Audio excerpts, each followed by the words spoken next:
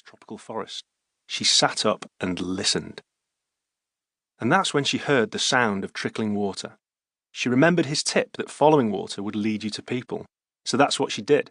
Hardly able to see anything without her glasses, and with only one shoe, she limped and crawled along the stream, which eventually became a river, for over 200 hours.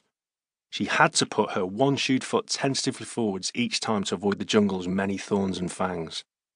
The only food she had was a single bag of sweets she'd found after the crash. The temptation to give in must have been enormous, but she kept going, dragging herself along 1 metre at a time. After a week or so, one of her wounds became infested with maggots, but she kept going and was eventually able to get them out by dousing them in petrol she found in a hut used by loggers. Ultimately, it was those loggers who found her, semi-conscious in their hut, and were able to take her on the 10-hour boat trip to the nearest village. In the years afterwards, Julianne became a biologist, specialising in Peruvian bats and working in a zoological library in Munich. In 2010, she published a memoir. In an interview around publication, she said, "I had nightmares for a long time, for years, and of course the grief about my mother's death and that of the other people came back again and again. The thought, why was I the only survivor, haunts me. It always will." The question of why she survived haunted Julianne. It was a kind of guilt. But later, it was reported that 14 other passengers survived the fall to the jungle floor, strewn widely over a massive area, but didn't make it out, although this is a topic of some debate. So the question takes on another, more literal quality for me. Why her? What was different about her? What she was able to do, after the initial luck that gave her the opportunity, was to prioritise, utilise specific knowledge and fundamental principles and apply them to her situation in a flexible way. She didn't freeze. She remembered one piece of crucial advice, prioritised correctly, was adaptable, and then didn't let anything stop her, task by task, inch by inch, in spite of every mental and physical hurdle put in front of her. What she did was remarkable, but not unrepeatable.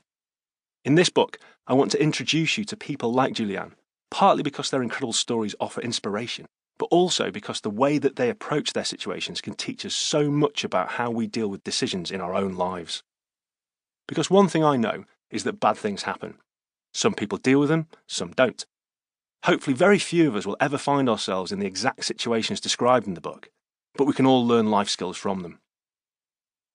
By studying the choices people have made under the most extreme pressure, where the stakes are highest, we can learn how it's possible to teach our brains to make better choices whenever we have to make them. Why have I written this book? My job is Chief Survival Instructor to the UK military. What that means is that I train the instructors, who in turn teach every serviceman and woman in the British military how to survive. I spend my time travelling the world, seeking out the newest ideas and technologies, and how they might be applied in some of the most extreme environments known to humanity.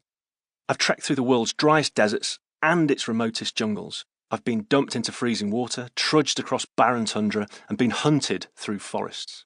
Right now, I'm writing this introduction in the closest thing to a moon base that I can think of. I'm nearer to the North Pole than to a tree. The sun will come back above our white horizon in this part of the Arctic next week. We made headlines a while ago when the temperatures here were lower than those on Mars. It feels like another world too. The snow even sounds different when you move on it. It's frozen hard and squeaks just like polystyrene as you take a step. The freezing air feels different in my nostrils as I breathe it in. The little hairs freeze rigid as the air passes them, making my nose feel sticky inside. I've left my snow machine running outside. Its headlights are forming a pool of yellow in the cool blue twilight of midday. Engines are hard to start when it's really cold, so it's better and safer not to turn them off once they're going. When reaching for a door's metal handle up here, I leave my gloves on, even though it's warm on the other side, centimetres away. Touching metal at these temperatures with bare skin can cause frostbite, flash freezing your flesh. The door is unlocked. Like all the others around here, you don't want to have to fumble through many layers of warm clothing for keys if you're being followed by a hungry polar bear. Here, being absent-minded can get you killed quickly. Prioritisation isn't an optional extra. I've spent years communicating that to people of all sorts of abilities, from all sorts of different backgrounds, and listening to how different their approach to problem solving is to mine. I've also done my fair share of sitting in offices too. As you can imagine, there's a lot of admin and reports that go along with the exciting stuff. And I've come to apply survival principles in my everyday life.